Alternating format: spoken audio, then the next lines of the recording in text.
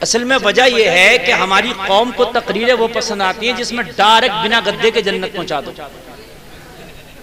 जैसे गेंद टुब्बा नहीं खाती है ना, बिना टुब्बे के छक्के पे चली जाती है। बात है जी डायरेक्ट जन्नत, गौ से आदम सबको अपनी आगोश में लेंगे, जन्नत में ले जाएंगे। अरे बड़ा मजे की तकरीर। और मेरे भाई ऐसे नहीं जन्नत मिलेगी। मेरे भाई जन्नत के लिए बड़े पापड़, मेरे भाई जन्नत के लिए हराम हलाल से बचना पड़ेगा। ये मसले तुम नहीं समझोगे तो कौन समझाएगा? सही बात। कौन भी नहीं समझाएगा तो कौन समझाएगा? तुम्हें पता ही नहीं है इन मसलों के बारे में।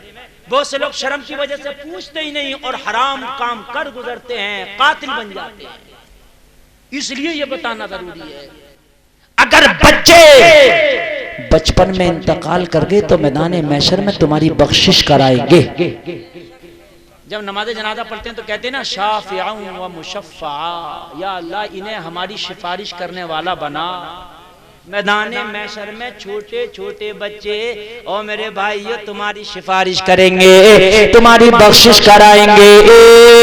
तो अब सुनो, अब जिन्होंने बच्चों को पेट में मार दिया होगा तो वो बच्चों के मारने की वजह से जहन्नम में जाएंगे। बड़ा खतरनाक जी।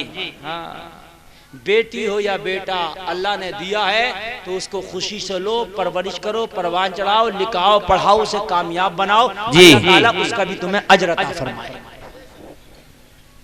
अरे यार, लड़का लड़की बच्ची की तो बात कर रहे हैं। अगर कोई पागल मर जाए, पागल, कौन मर जाए?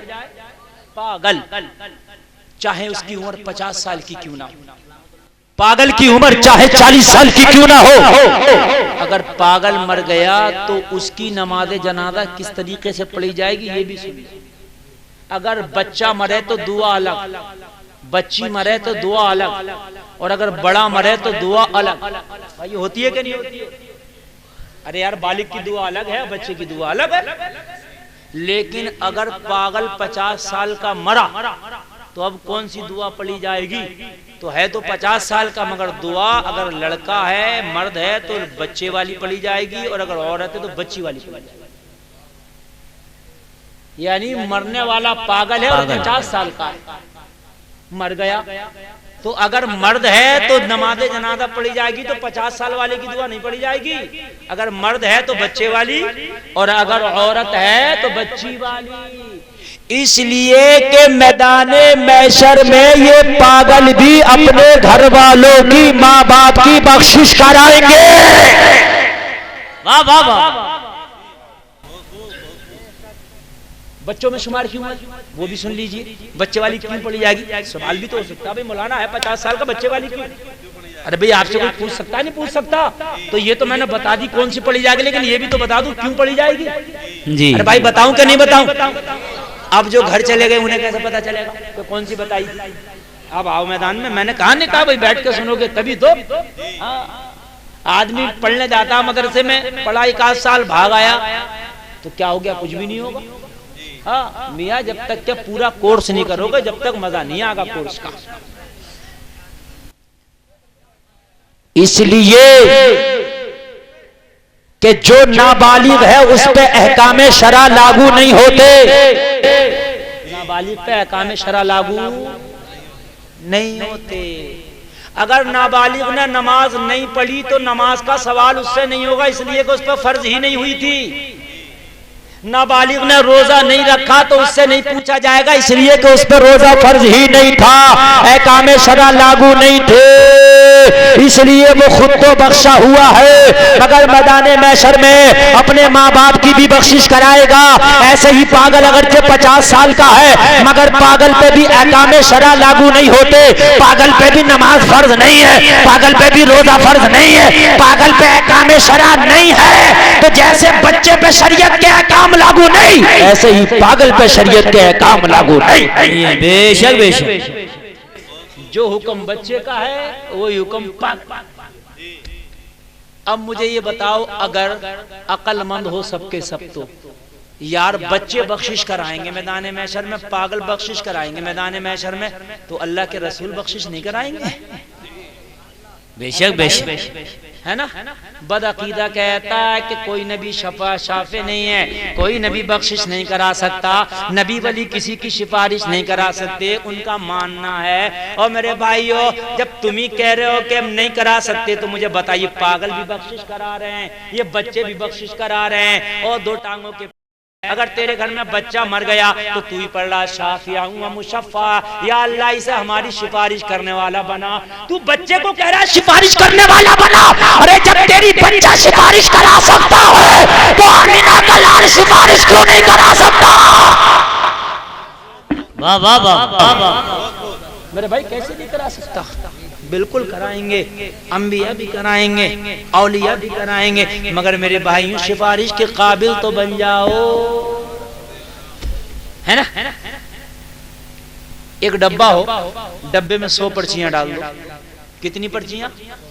आदमी 500 हैं, पर्चियां 100 बनी, इनाम 5। ठीक, लेकिन 500 लोगों में से 100 की पर्चियां डाली गई और निकलना 5 के इनाम है।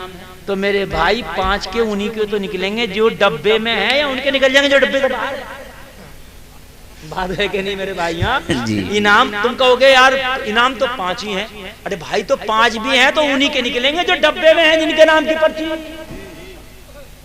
जिनकी डब्बे से बाहर है उनके तो निकलेंगे ही नहीं, है ना। तो तुम कहोगे कि नबी बख्शिश तो करा लेंगे, तो कराएंगे उन्हीं की जो डब्बे में है जी। जो डब्बे से बाहर है उनका तो कोई मतलब ही नहीं है। पहले डब्बे में तो इस्लाम के डब्बे में ही नहीं है। हाँ, इस्लाम के डब्बे में आ जा पहले, फिर बख्शिश होगी, फिर छांटा जाएगा। हाँ, उनमें से भी छांटा जाएगा। ऐसे तो मुसलमान होने के दावे सब कर रहे हैं, मगर छांटा जाएगा। पहले इस्लाम के डब्बे में तो आ जा। परीक्षा होती है, 100 बच्चे बैठते हैं, 5 सीटें, 100 बच्चे बैठे हैं, तो को 5 को मिलेगा उन्हीं को जो बैठे, जो बाहर घूम रहे हैं, टहल रहे हैं, बाजारों में गिल्ली बल्ला खेल रहे हैं, क्रिकेट खेल रहे हैं, उन्हें मिलेगा इनाम? नहीं, जो बैठे हैं उन्हें मिलेगा। तो इस्लाम के डब्बे में तो आ जा। पैंट फाड़ के घूम रहा है, रैपियां बना घूम रहा, रैपिया। सही बता रहा हूं मैं। सर्दी का मौसम आने दो, सर्दी का मौसम चाहे जुकाम हो जा, कोरोना 1 बार नहीं 3 बार हो जा, मगर ऊपर से कपड़ा नहीं बांध सकता, टोपा नहीं ओढ़ सकता, बाल की मांग खराब हो जा। सही बता रहा हूं मैं। ऐटा फिर रहा, ठिठरा, मगर बाल खराब। और मेरे भाई मज़हब इस्लाम में तो आ, पहले इस्लामी रंग में तो रंग, इस्लामी तरीके में तो आ, फिर गौसे पाक भी तेरी बख्शिश कराने तैयार होंगे, करबला के साबिर भी तेरी बख्शिश कराने तैयार होंगे। और मेरे भाई आ, पहले इस्लाम के डब्बे में आ जा, अपनी शक्ल इस्लाम जैसी बना ले, अपनी सूरत मज़हब इस्लाम के मानने वालों जैसी बना ले। आप मस्जिद में आके सरों को झुका ले। और मेरे भाई कुरान की तिलावत करना शुरू कर दे। जिस दिन ये चीज तूने पैदा कर ली, इस्लाम के डब्बे में आ गया, तो मैदान महशर होगा, मुस्तफा तलाश कर करके तेरी बख्शिश करा रहे होंगे।